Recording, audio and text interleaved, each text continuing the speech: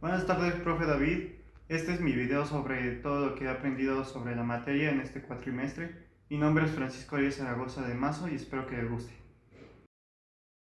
Bien, empezamos.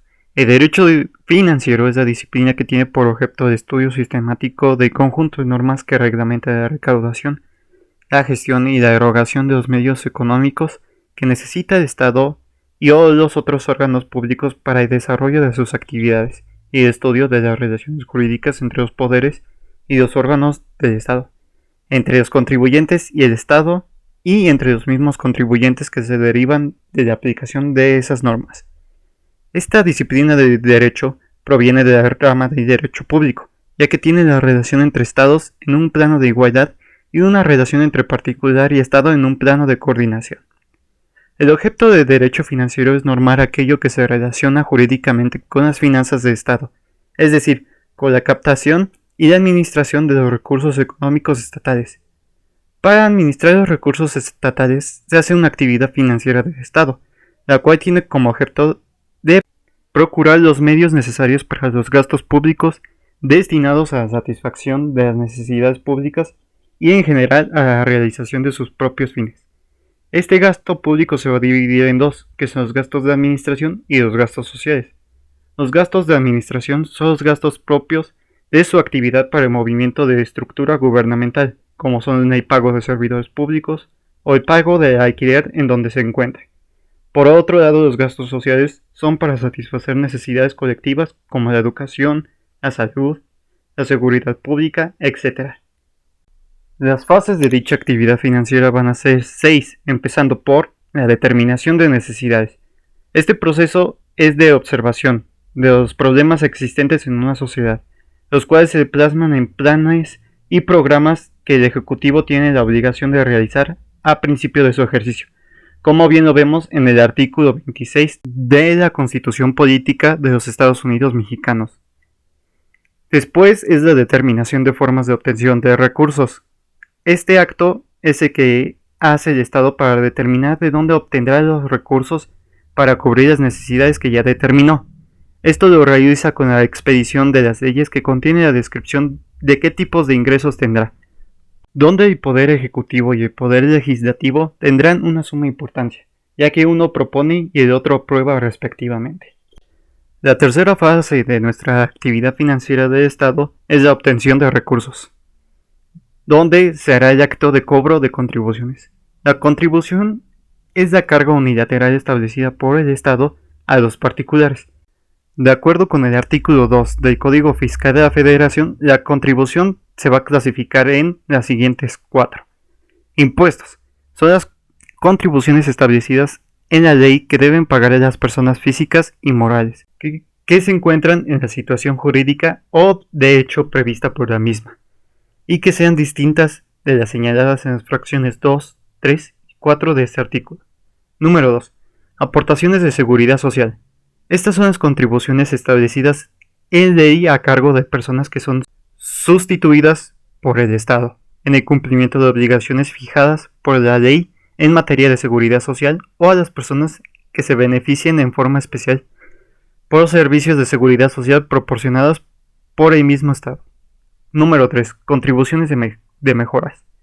Son las establecidas en ley a cargo de las personas físicas y morales que se beneficien de manera directa por obras públicas. Número 4. Derechos. Son las contribuciones establecidas en la ley por el uso o aprovechamiento de los bienes de dominio público de la nación, así como por percibir servicios que presta el Estado en sus funciones de derecho público, excepto cuando se presten por organismos descentralizados u órganos desconcentrados, cuando en este último caso se trata de contraprestaciones que no se encuentren previstas en la Ley Federal de Derechos. También son derechos las contribuciones a cargo de los organismos públicos descentralizados por prestar servicios exclusivos del Estado. La otra fase de la actividad financiera del Estado es la administración de recursos, que es la distribución de recursos en aquellos entes que ejercerán el gasto. La otra fase de la actividad financiera es la ejecución. Los entes que ejercen el gasto realizarán materialmente las erogaciones para cubrir los gastos de su estructura y tratarán de satisfacer las necesidades generales de la población, que son los gastos de administración y gastos sociales, como ya vimos. Y por último, el control, que se hace para evitar irregularidades que se pudieran cometer en el ejercicio de la actividad financiera y, en su caso, castigarlos. Durante estas fases interviene otra disciplina de derecho, la cual es el derecho fiscal, que de acuerdo con el doctor Hugo Carrasco Iriarte, el derecho fiscal es el conjunto de normas jurídicas que se encargan de regular las contribuciones en sus diversas manifestaciones.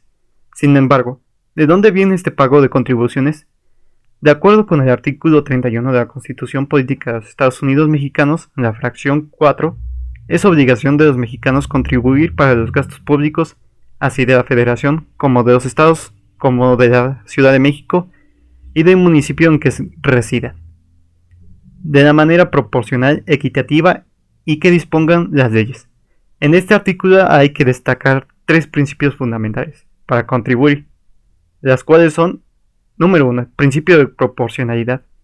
Es en donde los sujetos pasivos deben contribuir a los gastos públicos en función de su respectiva capacidad económica, debiendo aportar una parte justa y adecuada de sus ingresos, utilidades o rendimientos.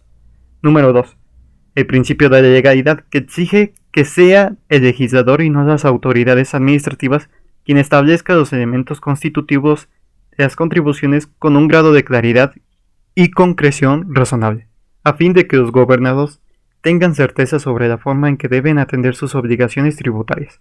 Máxime en su cumplimiento defectuoso tiende a generar actos de molestia y, en su caso, a la emisión de sanciones que afecten su esfera jurídica. Número 3. El principio de equidad. Consiste en la igualdad ante la misma ley tributaria de todos los sujetos pasivos de un mismo tributo. Bien, para cubrir un gasto público, ya sea administrativo o social, o bien para el crecimiento de una nación, cada sexenio o cambio de presidente se hace un Plan Nacional de Desarrollo, el cual es un documento en el cual se establecen los programas y proyectos relacionados con dicha planeación nacional. Su fundamento legal se encuentra en el artículo 26 de la Constitución Política de los Estados Unidos Mexicanos, donde es obligación del Estado mexicano de organizar un sistema de planeación democrática de desarrollo nacional, el cual debe de contener solidez, dinamismo, competitividad, permanencia y equidad al crecimiento de la economía para la independencia y democratización política, social y cultural de la nación.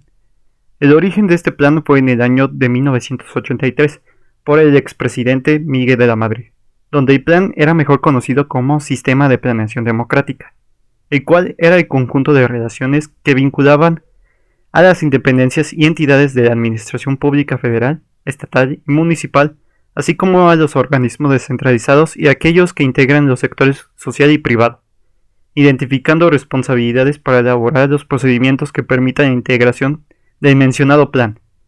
Gracias a este sistema de planeación democrática nació una nueva legislación, la Ley de Planeación, la cual tiene como objeto establecer las normas y principios básicos conforme a los que se llevará a cabo el Plan Nacional de Desarrollo.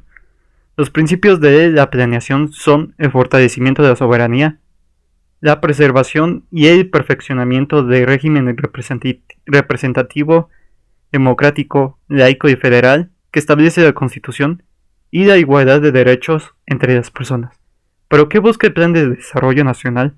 Lo que busca es el aprovechamiento de los recursos, formular para generar acciones y procurar beneficios directos, aparte de que será el fundamento estructural del presupuesto de egreso de la Federación durante la administración sexenal. Sin embargo, ¿qué es el presupuesto? Es un instrumento que contiene los preceptos mediante los cuales el Estado ejerce el gasto público. Para el presupuesto habrá 4 tipos de gastos públicos, los cuales son el gasto corriente, el cual son las erogaciones que realiza el ente público y que no tiene como contrapartida la creación de un activo. Estos son los gastos que destinan de los recursos humanos y a la adquisición de los bienes y servicios necesarios para el desarrollo de las funciones del gobierno. Otro tipo de gasto es la inversión física, que son las erogaciones que tiene como contraprestación y la constitución de un activo. Otro gasto es la inversión financiera, donde las erogaciones que realiza la administración pública en la adquisición de acciones, bonos y otros títulos y valores, así como en préstamos otorgados a diversos agentes económicos. Se incluyen las aportaciones de capital a las entidades públicas, así como a las erogaciones contingentes e imprevistas para el cumplimiento de las erogaciones del gobierno. El último gasto público es la responsabilidad patrimonial del Estado. Es aquella que resulta de una acción irregular de las autoridades administrativas y ocasionan a un particular un perjuicio económico o en un lucro cesante. Al ver todos estos gastos nos damos cuenta de que habrá una relación jurídica tributaria, donde las partes son la realidad económica, el contribuyente y el hecho generador. El hecho generador existe cuando la realidad coincide con la hipótesis normativa y con ello se provoca el surgimiento de la obligación fiscal, es decir, es la materialización de la normativa tributaria. Otra relación jurídico-tributaria es la potestad tributaria, norma jurídica y el hecho imponible. El hecho imponible es el hecho previsto por una norma jurídica de forma hipotética y de cuya realización surge el nacimiento de la obligación tributaria.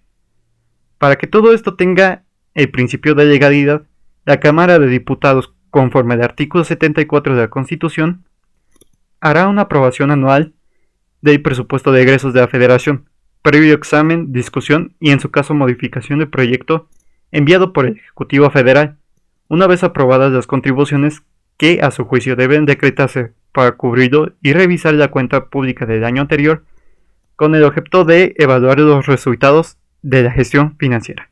Por su atención, gracias.